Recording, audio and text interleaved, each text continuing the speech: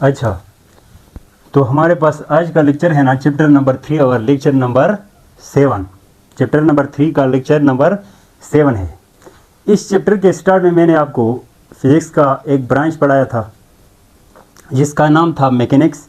Mechanics में हम motion के बारे में स्टडी करते थे और मैकेनिक्स को मैंने दो पार्ट्स में डिवाइड किए थे। एक पार्ट का नाम था काइनेमेटिक्स और एक का नाम था डायनेमिक्स। तो काइनेमेटिक्स में हम बॉडी के मोशन का इफेक्ट पढ़ते थे, इफेक्ट ऑफ मोशन स्टडी करते थे। और आज हम स्टडी करेंगे ना study of cause of motion, कि बॉडी मोशन कर रही है, मोशन किसकी वजह से कर रही है, इस काज को पढ़ेंगे। और इस काज को पढ़ने वाली ब्रांच का नाम है डायनामिक्स। तो स्टार्ट कर लेते हैं। सबसे पहले डायनेमिक्स क्या होता है। डायनामिक्स असल में कहते हैं ना मोशन को, असल में किसे कहते हैं, मोशन को। तो हम सिंपल ये पढ़ेंगे ना ब्रांच ऑफ फिजिक्स। किसका branch, branch of physics in which we study, जिसमें हम क्या करेंगे, स्टडी करेंगे। जिसमें हम स्टडी करेंगे किस बारे में, study of cause of motion, cause of motion. अब आप कहेंगे सर ये काज ऑफ मोशन क्या मतलब है, ज़रा इधर देखें, एक एग्जांपल इधर देखें। मैंने कहा ये मेरे पास एक बॉल है, इसको मैंने किक लगाई, तो किक लगाने के बाद ये बॉल यहाँ आएगी कि नहीं आएगी। अच्छा अब समझो, पहले मैकेनिक्स में हम स्टडी करते थे बॉल यहाँ से यहाँ कितनी तेज़ गई, बॉल यहाँ से यहाँ कितनी दूर गई, बॉल यहाँ से यहाँ कितनी तेज़ हुई। लेकिन इस बार हम ये स्टडी करेंगे कि ये मोशन जिसने कराया है पीछे से जो काज है, ये जो काज है ना, ये काज कितना स्ट्रांग था, ये काज कितना वीक था, कितना स्ट्रांगली इसको हिट किया है या कितना वीकली इसको हिट किया है, कितना ना आराम से इस पर हिट लगाई। तो इसे कहा जाता है काज। और इस काज को मैं कहूँ ना, मैं आपको कहूँ ना, इस काज का नाम होता है बच्चों, इस काज का नाम क्या होता है, इस काज का नाम होता है फोर्स। इस काज को हम पढ़ेंगे और इस काज का नाम क्या है, फोर्स है। क्या नाम है, फोर्स है। तो मैं इनको मिटा रहा हूँ और मैं स्टार्ट कर देता हूँ फोर्स। डायनेमिक्स में सबसे पहला टॉपिक आपका आएगा ना फोर्स। फोर्स क्या होता है, फोर्स, फोर्स क्या होता है। आप लोगों ने टार्क पढ़ा होगा, टार्क पढ़ा होगा, टार्क पढ़ा होगा। मैं आपको सिंपल बताऊं, आप लोगों ने टार्क पढ़ा था। टार्क में क्या था, टार्क एक ऐसा एजेंट है जो रुकी हुई बॉडी को घुमाए या घुमाने पर मजबूर करे, या घूमी हुई बॉडी को रोके या रोकने पर मजबूर करे। यूं ही काम उठा के आज इधर लगाना है। फोर्स वो एजेंट है जो रुकी हुई बॉडी को लाइन पर मोशन कराए या मोशन कराने पर मजबूर करे। अच्छा, या लाइन पर, सीधी लाइन पर मोशन की हुई बॉडी को रोके या रोकने पर मजबूर करे, ऐसा एजेंट का नाम क्या है, फोर्स है। तो देखो मैं इसके लिए मैं डिफाइन ऐसे करूंगा ना, मैं ऐसे करूंगा ना, an agent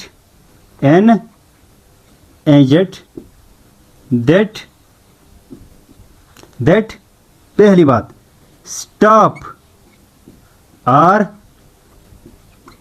tend to stop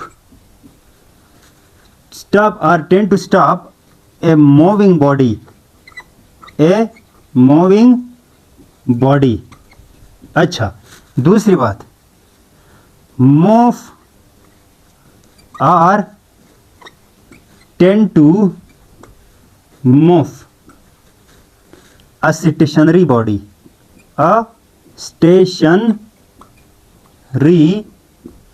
body.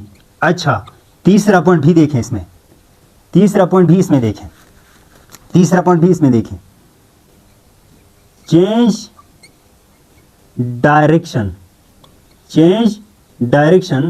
और tend to change direction, tend to change direction, change direction or tend to change direction. चौथा पॉइंट इसका देखें, इसकी कैरेक्टर्स में आ रहे हैं, देखिए इसकी। अच्छा, चेंज शेप और टेंड टू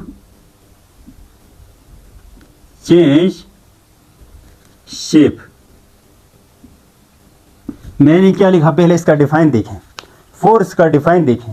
फोर्स एक ऐसा एजेंट है, क्या है, फोर्स एक ऐसा एजेंट है, वो रोकती है या रोकने की कोशिश करती है किसको, चली हुई बॉडी को। चलती हुई बॉडी को रोकती है या रोकने की कोशिश करती है।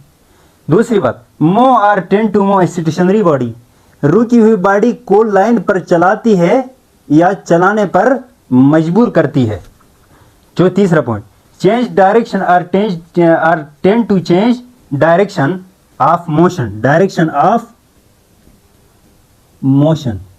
क्या कहा देखो, मैंने कहा मूविंग बॉडी की डायरेक्शन चेंज करती है या चेंज कराने पर मजबूर कराती है। इसी एजेंट का नाम क्या रखा है, फोर्स। या चेंज शेप, बॉडी के शेप को चेंज कर देती है या चेंज करने पर, शेप चेंज करने पर मजबूर कराती है। इसी एजेंट का नाम क्या रखा है, force.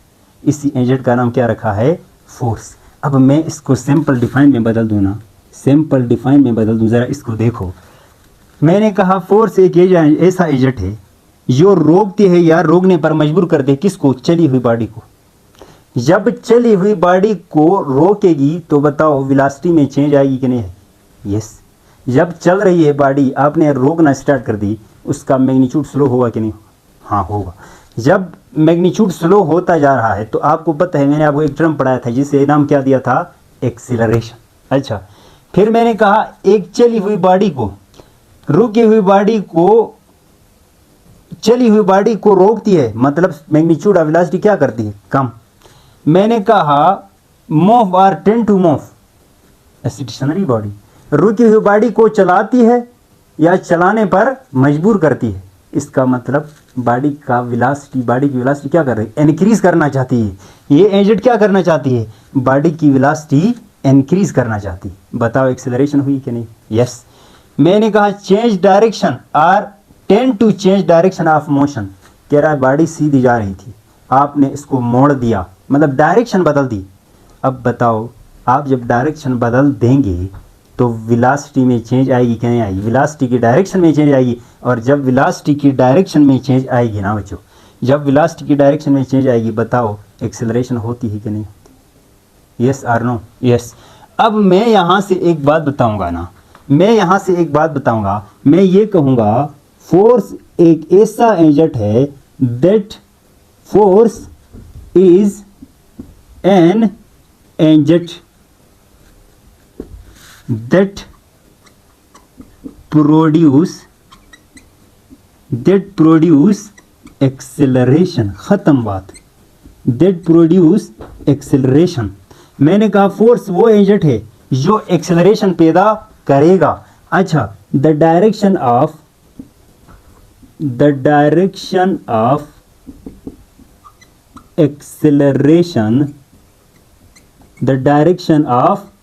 acceleration is along direction of force, along direction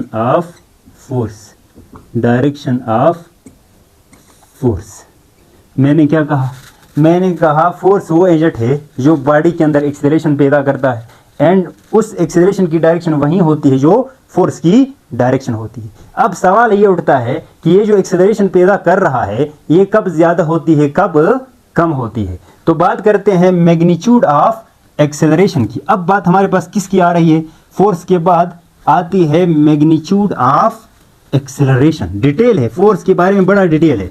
अब देखें, मैं कहूँगा ना मैग्नीट्यूड ऑफ एक्सेलरेशन, क्या कहूँ मैं, क्या कहूँ?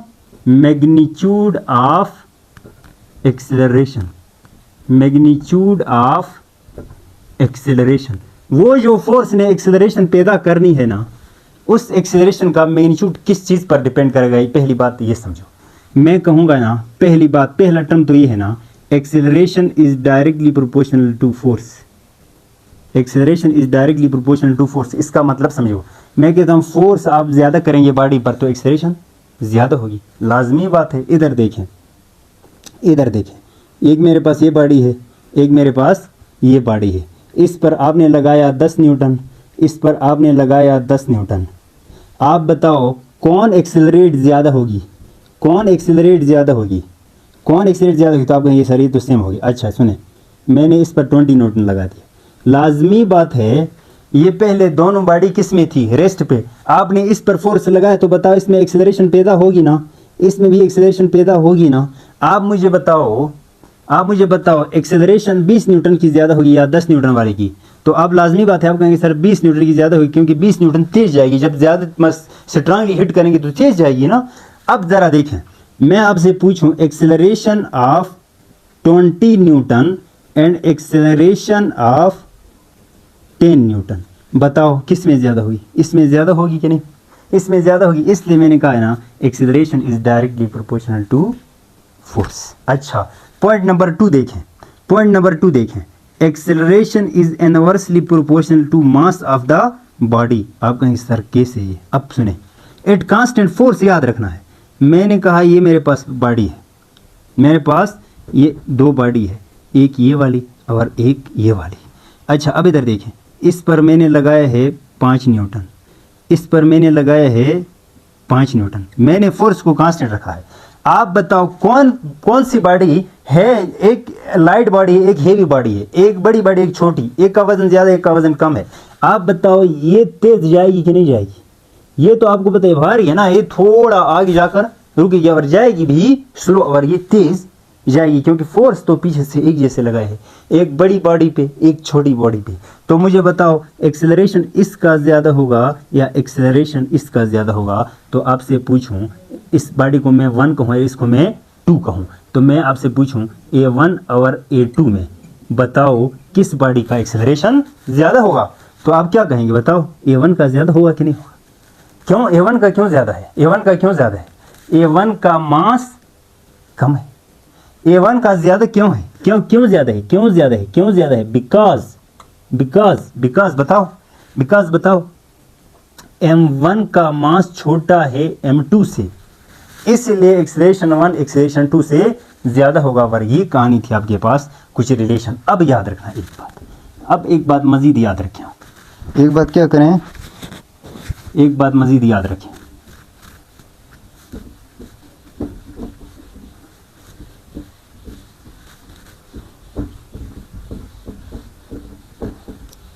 अच्छा अब इधर देखिए, मैं एक काम करूंगा, मैं ये देखो दोनों first equation and second equation की लेफ्ट हैंड साइड सेम है कि नहीं?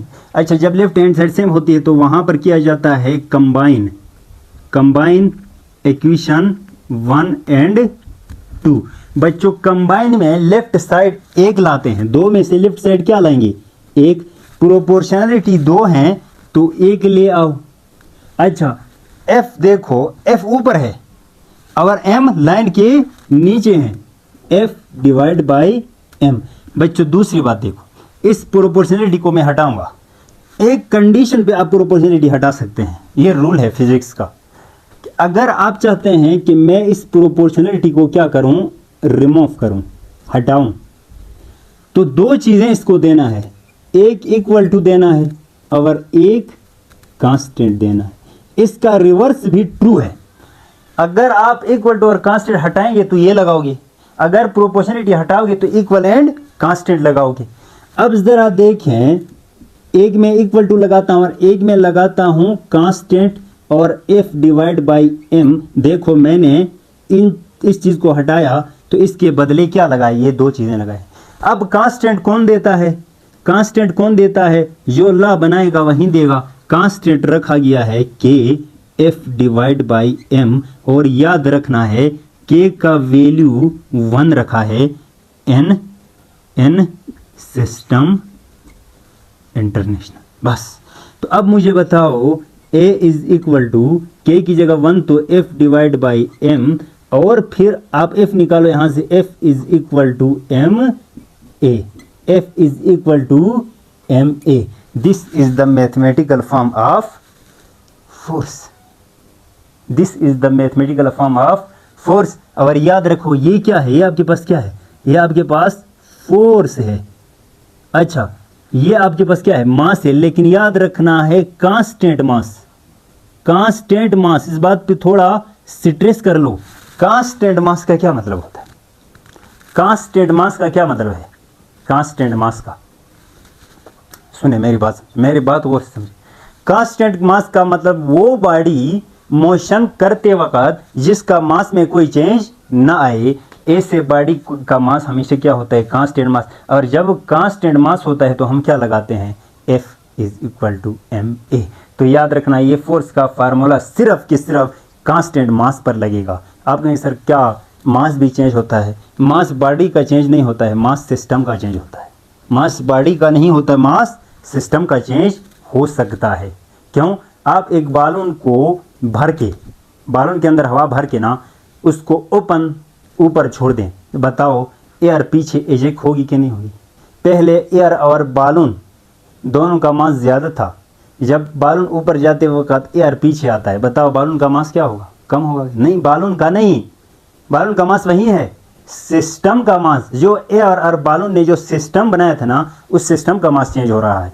तो इसलिए मैं कह रहा हूं बॉडी का मास चेंज नहीं होगा, सिस्टम का मास चेंज होता है। और जब सिस्टम का मास चेंज होगा तो हम F is equal to ma नहीं लगा सकते हैं। ये याद रखना इस पॉइंट को। यहाँ तक बात समझ में आई कि नहीं? अब मैं कुछ बातें और लिखता हूँ कि सिंबल क्या होगा, यूनिट क्या होगा, डायमेंशन क्या होगा। ये सारी के सारी चीज़ें हमने आपको डिटेल देना है। तो पहली बात फोर्स का डिफाइन लिखेंगे। फोर्स का डिफाइन लिखा है ना अपनी कॉपी में, फोर्स का डिफाइन लिखें। इसके बाद मैं यहाँ से लिखता हूँ सिंबल फोर्स, फोर्स की बात कर रहे हैं। फिर मैं क्या लिखूँगा? सिंबल। तो सिंबल फोर्स का क्या होगा? F। अच्छा, बात करते हैं क्वांटिटी की, बात करते हैं क्या? क्वांटिटी की। तो आपसे पूछा जाएगा फोर्स वेक्टर है या स्केलर, तो आप कहो कि ये वेक्टर है। जब भी मैं वेक्टर कहूँगा तो आप डायरेक्ट बोल देना, आप डायरेक्ट मुझे बोल देना, बोल नहीं रहे हैं, बोले आप बोले ना। ये आपका क्वेश्चन था कि अगर आपने कहा फोर्स वेक्टर है तो इस फोर्स की डायरेक्शन क्या होगी? तो फोर्स की डायरेक्शन मैं बताऊँ ना, direction is in the direction of acceleration, in the direction of motion कहो, direction of motion, in the direction of motion। Body जिस डायरेक्शन में मोशन कर रही है वही एक्सेलरेशन की डायरेक्शन होती है। अच्छा, बात करते हैं इसके यूनिट की। मैथमेटिकल फॉर्म की बात करें, हाँ मैथमेटिकल फॉर्म की बात करते हैं। मैथमेटिकली किसकी बात करते हैं? मैथमेटिकली। अच्छा, मैथमेटिकली आपको अभी मैंने पूरा प्रूफ करके दिया। F is equal to ma, F is equal to ma, F is equal to ma। आप मुझे बताएं इसका यूनिट। शाबाश शाबाश मेरे बच्चों, इसका यूनिट निकालें। तो यूनिट मैथमेटिकल फॉर्म से ही निकलेगा ना। किलोग्राम मास का क्या है? किलोग्राम। एक्सेलरेशन का क्या है? Metre per second square. KG metre per second square, KG metre per second square. क्या यूनिट आया? KG metre per second square. अच्छा सुने, KG metre per second square. अच्छा, अब इधर देखिए, मैं कहूँगा ये जो KG metre per second square है ना, इसको मैं एक और नाम दूंगा जिसे कहूँगा न्यूटन। जिसे क्या कहूँगा? Newton. Kilogram metre per second square is equal to newton. और एक बात याद रखो, अगर न्यूटन साइंटिस्ट का नाम है ना, न्यूटन साइंटिस्ट का नाम है, तो मुझे बताओ ऐसा यूनिट, फर्स्ट चैप्टर में आपने पढ़ा था, फर्स्ट चैप्टर में पढ़ा है, ऐसा यूनिट जो साइंटिस्ट के नाम पे हो, तो अगर उसको पूरा लिखना है तो स्मॉल से स्टार्ट होगा, स्मॉल लेटर से। अगर आप साइंटिस्ट के नाम पे यूनिट हो और आप सिर्फ इसका एब्रीविएशन लिखते हो तो वो सिर्फ किससे होगा? कैपिटल लेटर से। ये बात नोट करना, ये देगा तो न्यूटन नहीं होगा भाई, समझो। ये न्यूटन नाम है, ये यूनिट नहीं है। या सिंबल इस तरह देगा, ये यूनिट नहीं है, क्योंकि साइंटिस्ट के नाम पे जो यूनिट होता है, अगर आप उसको एब्रिविएशन में लिखते हैं, सिंबल में लिखते हैं, तो कैपिटल से स्टार्ट होगा। अगर पूरा डिटेल से लिखना है ना तो वो स्मॉल से स्टार्ट होगा। ये बात याद रखना। तो बात करते हैं एक न्यूटन फोर्स कितना होगा? What is one Newton force? What is one Newton? अच्छा याद रखना, जो सेंटेंस के नाम पे होता है उसको हम 1 से डिफाइन करते हैं, ठीक है ना। अच्छा 1 न्यूटन फोर्स क्या होता है? 1 न्यूटन फोर्स इधर से लिखते हैं, 1 newton is equal to 1 kg पर 1 मीटर स्क्वायर। ना ना ना ना ना ना ना ना ना 1 मीटर पर सेकंड स्क्वायर। मैंने क्या कहा? मैंने कहा यहाँ आपके पास 1 kg बॉडी हो और उससे एक्सेलरेशन पैदा हो कितना? 1 मीटर पर सेकंड स्क्वायर पैदा हो। अब इस बॉडी पर जितनी फोर्स लगेगी वो होगी 1 न्यूटन। तो आप ये लिखो ना, आप ये लिखो ना 1 kg when acceleration of 1 meter per second square produced in 1 kg। क्या कहा मैंने? when acceleration of 1 meter per second square produced, क्या कहा? produced in 1 kg the force is called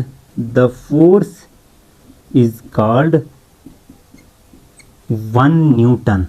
1 Newton. समझ आई कि नहीं आई? द फोर्स इज कॉल्ड, मैंने क्या कहा? जब 1 kg वाली बॉडी से 1 metre per second square acceleration पैदा होता है तो जितना फोर्स आता है वो क्या होता है? 1 न्यूटन। एक ही कण, तो खुद सोचो ना, 1 न्यूटन। अच्छा अब बात करते हैं, ये तो न्यूटन इसका कौन सा यूनिट है? न्यूटन इसका कौन सा यूनिट है? तो मैं यहाँ लिख देता हूँ, इसका SI यूनिट है। न्यूटन इसका SI यूनिट है। मैं यहाँ लिख रहा हूँ, ज़रा देखें, न्यूटन इसका SI यूनिट है। न्यूटन क्या है? SI यूनिट है। अब बात करते हैं CGS यूनिट, फोर्स का CGS यूनिट देखो, तो आप लिखेंगे CGS यूनिट में, तो आसान काम है, CGS की बात करते हैं। किसकी बात करते हैं? मैं यहाँ लिखता हूँ, मैं वापस इधर लिख रहा हूँ, ठीक है। मैं कहाँ लिखूँ? इधर लिखता हूँ। याद रखें, इस बात को याद रखें। मैं कहता हूँ CGS यूनिट, CGS SI कितना है? Kilogram metre per second square था ना, तो आप CGS में किलोग्राम का क्या है? ग्राम, मीटर का क्या है? सेंटीमीटर, सेकंड का क्या है? Second square. Gram centimetre per second square, and that is equal to dyne. जिस तरह आपने ये वाला न्यूटन के बराबर दिया था, तो मैं कहता हूं ये वाला किसके बराबर होगा? डाइन के। तो याद रखना, फोर्स का CGS यूनिट क्या आएगा? डाइन। अब बताओ एक डाइन कितना होता है? What is dyne? पहले डाइन का डिफाइन करें, पहले डाइन का क्या करें? डिफाइन करें। अच्छा डाइन का डिफाइन करने के लिए मैं बताऊं ना, आपके पास बॉडी हो 1 ग्राम, इससे एक्सेलरेशन पैदा हो कितना? 1 सेंटीमीटर पर सेकंड स्क्वायर। इस वक्त बॉडी पर जो फोर्स लगेगी वो होगी 1 डायन। अच्छा अब सुने कहानी। when acceleration of 1 centimeter per second square produced in the body of mass 1 gram, body of mass 1 ग्राम। अब बताओ, एक ये तो आपके पास डायन CGS यूनिट है ना, मैं आपको एक नई बात क्या बताऊं? देखो मैं आपको एक नई बात बता रहा हूँ। नई क्या बात बताऊं? ज़रा देखो, मैं आपको एक रिलेशन बताता हूँ। मैं कहता हूँ 1 newton is equal to 10⁵ dyne. 1 newton force CGS में कितना आएगा? तो आपको 10⁵ डाइन्स। ये याद रखना है, ये बात क्या करना है? ये याद करना है। अच्छा अब बात करते हैं ना कि फोर्स का डायमेंशन क्या होगा? फोर्स का डायमेंशन क्या होगा? ये इंतहाई लाजमी है। फोर्स का डायमेंशन क्या होगा? ये इंतहाई लाजमी है। तो अब बात करते हैं डायमेंशन। किसकी बात करते हैं? डायमेंशन। अच्छा अब बताओ, आपने कहा था sir F is equal to ma, बताओ kilogram metre per second square. तो अब डायमेंशन देख लो, अब डायमेंशन देखो, डायमेंशन देखो, डायमेंशन देखो। मास किलोग्राम के लिए मैं क्या लिखता था, m, l मीटर के लिए l डिवाइड बाय सेकंड के लिए t स्क्वायर, तो इसको लिखा जाता है m l t square, m l t square, m l t square. यहाँ तक समझ आए ना बात, समझ आ रही है, क्लियर है। अच्छा अब मैं एक नई पॉइंट आपको बताऊँ, आपको मैं क्या बताऊँ, एक नई पॉइंट मैं यहाँ से मिटा रहा हूँ, मैं यहाँ से मिटा रहा हूँ, ज़रा देखिए, मैं यहाँ से मिटा रहा हूँ, आप भी इस तरह लिखते जाओ और बाद में दोबारा वीडियो देखें, नो टेंशन। अब सुने कहानी, मैंने कहा नई बात आप लिखोगे स्टार लगा के, force on moving body, force on moving body, ये मेरा टॉपिक है, फोर्स ऑन मूविंग बॉडी। अगर एक बॉडी मोशन कर रही है, सुने कहानी समझो, अगर एक बॉडी मोशन ऐसा कर रहा है, बॉडी का मोशन क्या है, ए से जा रहा है, आपने इस मूविंग बॉडी पर पीछे से लगाया फोर्स, मूविंग बॉडी पर पीछे से लगाया फोर्स, मतलब मोशन भी आगे और फोर्स भी आगे। अच्छा व्हेन, जब मोशन करते तो वेलोसिटी होती है ना, when V and F are parallel, parallel जानते हो ना, पैरेलल, ये देखो स्पेशल केस आ रहा है, जब मोशन आगे तो वेलोसिटी आगे, जब वेलोसिटी और फोर्स की डायरेक्शन सेम होगी। आप बताओ सबसे पहले मैग्नीट्यूड ऑफ वेलोसिटी इंक्रीज होगी, 100% करेक्ट। अच्छा आपसे पूछा जाएगा मैग्नीट्यूड ऑफ वेलोसिटी, तो आपने कहा इंक्रीज होगी क्योंकि बॉडी आगे जा रहा है, पीछे से हिट लगाया तो तेज होगी, लाजमी बात है। पर डायरेक्शन की बात करो तो आप कहोगे direction remain same, no change in direction. अच्छा फिर बात करते हैं, अगर मोशन हो रहा ए से पीछे मोशन हो रहा है और आपने फोर्स लगाया आगे से, बताओ force and velocity anti parallel है कि नहीं। अच्छा व्हेन, अब यहां आप क्या लिखोगे, when F and V are anti parallel, जब फोर्स और वेलोसिटी क्या हो, एंटी पैरेलल हो, क्या हो बच्चे, एंटी पैरेलल।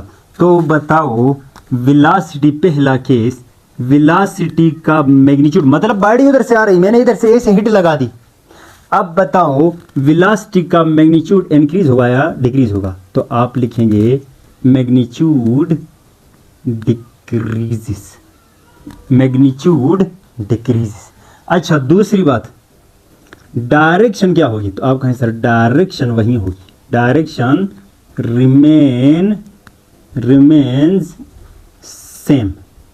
अच्छा देखो मैं पैरेलल और एंटी पैरेलल की बात कर रहा हूं, अगर आपसे पूछा जाए एंगल में तो बता सकते हो ना, वो हो सकता है आपको एंगल में देकर पूछे तो बता सकते हो ना, हाँ क्यों ना बताए। अच्छा कहानी समझो आप, अब last case number 3, case number 3, body है मेरे पास, आगे कर रही है मोशन, क्या कर रही है, आगे कर रही मोशन, और आपने फोर्स इसके परपेंडिकुलर लगा दी, इस बार क्या लगा दी, बॉडी आगे जा रही थी, आपने परपेंडिकुलर लगा दी। अब कहानी समझो, व्हेन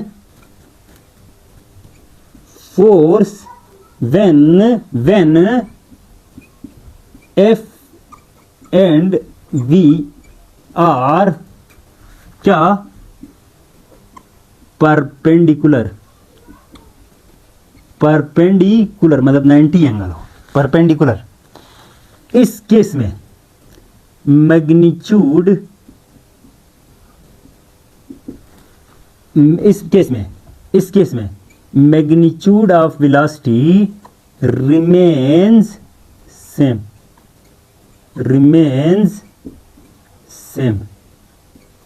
अच्छा डायरेक्शन क्या होगी, yes direction always change, direction always change. आप जब बॉडी ऐसे जा रही ना, आप जब बॉडी ऐसे जा रही थी, आपने नीचे फोर्स लगाई तो ये बॉडी ऐसे सर्कल में घूमने पर मजबूर हो जाएगी, ऐसे सर्कल में घूमने पर मजबूर हो जाएगी। मैग्नीट्यूड चेंज नहीं होगा पर डायरेक्शन कंटिन्यूसली चेंज होगी। बच्चों ये कहानी थी आपके पास फोर्स ऑन मूविंग बॉडी, चंद स्पेशल केस थे, इस वजह से मैंने आपके सामने ये डिस्कस किया है। अब हमारे पास आता है ना types of force, types of force, types of force. और इसके बाद लॉ स्टार्ट होते हैं। इसके बाद क्या स्टार्ट होते हैं? लॉज। इसके बाद क्या स्टार्ट होते हैं? Laws of motion, laws of motion. पहले फोर्स पढ़ाओ ना, तब पता चलेगा। अब बात करते हैं types of force, types of force. बच्चों याद रखो, बेसिक तरीके से याद रखो, बेसिक तरीके से। एक को कहते हैं ना, एक फोर्स का नाम होता है बैलेंस्ड, बैलेंस्ड फोर्स, और एक को कहा जाता है ना अनबैलेंस्ड, अनबैलेंस्ड फोर्स। एक को बैलेंस फोर्स और एक को अनबैलेंस फोर्स। अच्छा, बैलेंस फोर्स किसे कहा जाता है? What is balance force? What is balance force? तो मैं सिंपली आपको बच्चों की तरह समझाऊं। देखो, when net force on the body, on the body is equal to 0। अब आप कहेंगे नेट फोर्स क्या है? मैं जुबानी बता रहा हूं, आप लिख लो। Net force the vector sum of all the forces, लिख लो लिख लो लिख लो। The vector sum of all the forces acting on the body is called net force, is called net force. अब समझो कहानी को, कहानी समझो बैलेंस्ड फोर्स में। ये मेरे पास एक बॉडी है, एक बंदे ने इधर से लगाया 10 न्यूटन, एक बंदे ने इधर से लगाया 10 न्यूटन। आप बताओ नेट फोर्स क्या होगा इस केस में? नेट फोर्स क्या होगा? तो आप कहेंगे सर 10 इधर से 10 उधर से, बॉडी बिल्कुल अपनी जगह से हिलेगी नहीं, तो net force 0, net force 0, net force 0। अच्छा, एक इधर इधर इधर इधर इधर, यहां से मैं इधर आया। देखो, मैंने कहा ये बॉडी है मेरे पास, एक ने इधर से लगाया 5 न्यूटन, एक ने इधर से लगाया 5 न्यूटन, एक ने इधर से लगाया 5 न्यूटन, एक ने इधर से लगाया 5 न्यूटन। आप मुझे ये बात बताएं ना, इस बॉडी पर फोर्स है, लेकिन अगर ये फोर्सेस में वेक्टर तरीके से जमा करूं तो रिजल्ट क्या आएगा? 0। इसीलिए मैं कहूंगा ना कि net force is equal to 0, net force is equal to 0। अच्छा, इधर क्या होगा? What is unbalanced force? What is unbalanced force? Unbalanced force क्या मतलब है? क्या मतलब है unbalanced force? When net force on the body is not equal to 0, खत्म बात। When net force on the body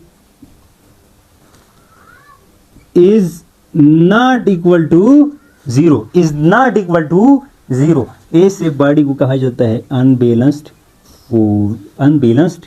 ऐसे फोर्स का नाम है अनबैलेंस्ड फोर्स। अच्छा, आप बताओ 10 न्यूटन इधर से 5 न्यूटन इधर से 10 न्यूटन उधर से, क्या 0 आएगा? नहीं, इसके 5 इसके 10 में कैंसिल होकर 5 एक्स्ट्रा इस साइड पे आएगा। इधर से 5 उधर से 10, तो 5 इसके साथ लड़ के खत्म होगी, लेकिन 5 बागाया बचेगी, वो इधर जोर लगाएगी। तो केस याद रखना, सिर्फ के सिर्फ एफ नेट 0 नहीं। अच्छा, अब बताओ मैंने इधर से लगाया 10 न्यूटन और इधर से लगाया 10 न्यूटन, अब क्या होगा बताओ? नेट फोर्स 0 होगा ना? अब कहें सर अब नेट फोर्स 0 होगा। बच्चों ये कभी भूलना नहीं है, ये भी उधर लगा रहा है और दूसरी फोर्स भी सेम डायरेक्शन में आ रही है। जब दोनों फोर्स सेम डायरेक्शन में आती है ना, तो नेट फोर्स 0 नहीं होती है, नेट फोर्स 0 नहीं होती है। अब बात समझ में आई कि नहीं आई? मैं कुछ बातें लिख रहा हूँ, अगर इजाज़त है तो। देखो, मैं कहूँगा अगर नेट फोर्स बॉडी पर 0 है, अगर बॉडी पर नेट फोर्स 0 है, तो बताओ एक्सेलरेशन क्या होगी? एक्सेलरेशन क्या होगी? एक्सेलरेशन क्या होगी?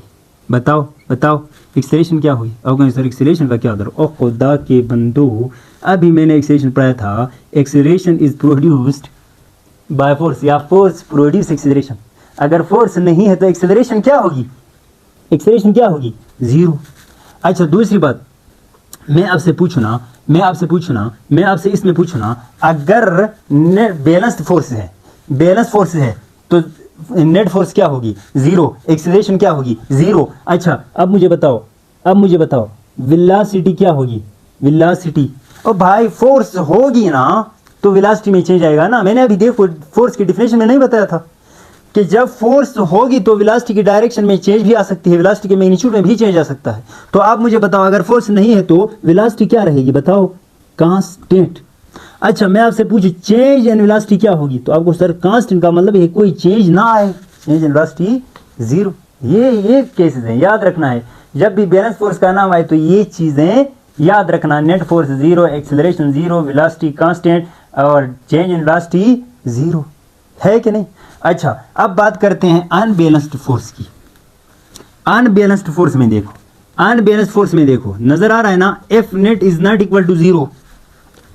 F net is not equal to zero, इसका मतलब ए भी जीरो नहीं होगा, इसका मतलब वी भी चेंज होगा, कांस्टेंट नहीं होगा।